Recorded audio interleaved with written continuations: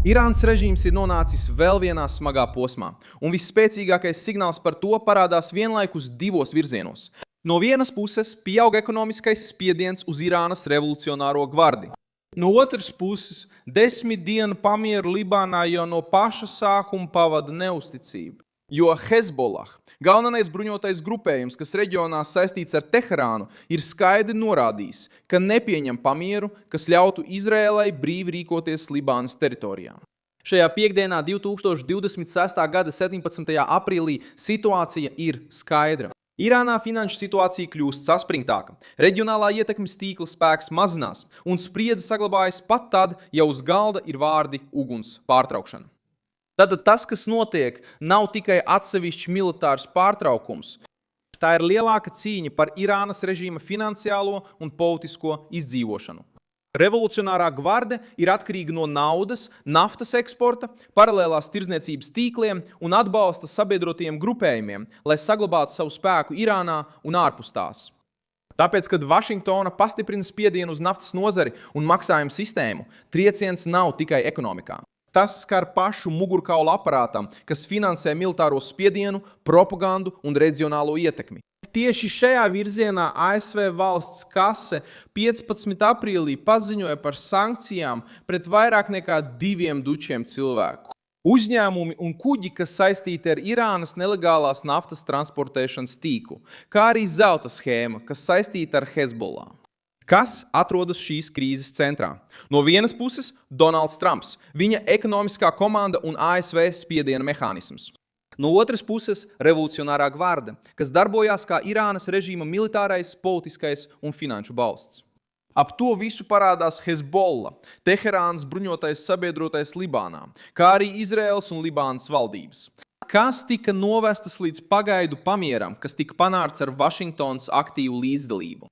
Pati Baltā nama jau iepriekš bija norādījusi, ka viens no operācijas mērķiem ir nepieļaut, lai Irānas režīms turpina apbruņot, finansēt un vadīt teroristu armijas ārpus savām robežām.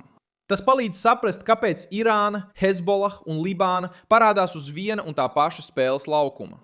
Kā šis ekonomiskais spiediens darbojas praksē, caur jūru un caur naudu. Saskaņā ar Reuters, blokāde, kas sākās 13. aprīlī pret satiksmi, kas saistīta ar Irānas ostām, var liekt izvest apmēram 2 miljonus barelu naftas dienā, īpaši uz Ķīnu. Aģentūras aptaujātie analītiķi apgalvo, ka Irāna var izturēt dažas nedēļas vai plašākā scenārijā līdz pat 2 mēnešiem, pirms tā būs spiesta samazināt ražošanu. Tas nozīmē mazāk ieņēmumu, lielāku naudas trūkumu un lielākas grūtības uzturēt režīma mehānismu. Un tas nav mazsvarīgs sīkums. Pati ASV valsts kase ir skaidri norādījusi, ka mērķis ir tieši nelikumīgās naftas transportēšanas infrastruktūra, kas uztur režīma eliti. Kur tas viss uzsprāgst ar vislielāko spēku? Irānā, jo galvenais spiediena punkts ir nafta un režīma finansiālā izdzīvošana. Hormuza šaurumā, jo enerģijas transportēšanas krīze ir kļuvusi par centrālo strīda jautājumu. Un Libānā, jo Hezbollah parādīja, ka pamiera noslēgšana nenozīmē ne kapitulāciju, ne arī nostiprinātu mieru. Associated Press ziņoja, ka 10 dienu pamieris ir sācies, taču Izraela paziņoja, ka saglabās karaspēku 10 km drošības joslā Libānas dienvidos. Savukārt Reuters ziņoja, ka Hezbollah paziņoja, ka Izraēlas karaspēka klātbūtne Libānas teritorijā dod Libānas tautai tiesības pretoties un ka neviens pamieris nedrīkst ļaut Izraēlai brīvi pārvietoties Libānā. Citiem vārdiem sakot, pamieris pastāv, bet draudi joprojām saglabājas. Kāpēc tas tik ļoti nospiež Teherānu? Jo Irānas režīms nesaskaras tikai ar bumbām vai diplomātisku spiedienu. Tas saskaras ar struktūrālu nolietojumu. Kad nafta ienākumi apstājās, spēja uzturēt ārējos sabiedrotos vājinās. Kad Hezbollah reaģē šādu uguns pārtraukšanu, tas arī parāda, ka nespēja pārdot pilnīgas situācijas kontrolas tēlu. Un kad Izraela pieņem pamieru, neizejot no okupētās zonas un saglabājot tiesības reaģēt, vēstījums ir skarbs.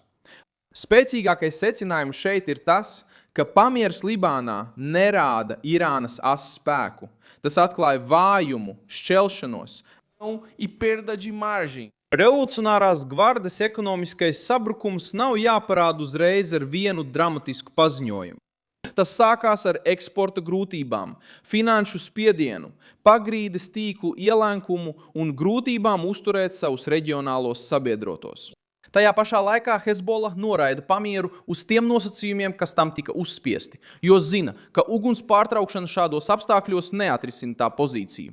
Tas tikai iesaldē problēmu. Šodien mēs redzam režīmu, uz kuru tiek izdarīts spiediens no ārpuses, kas ir novājināts no iekšpuses un arvien vairāk atkarīgs no runām, lai slēptu reālās ietekmes zaudējumu.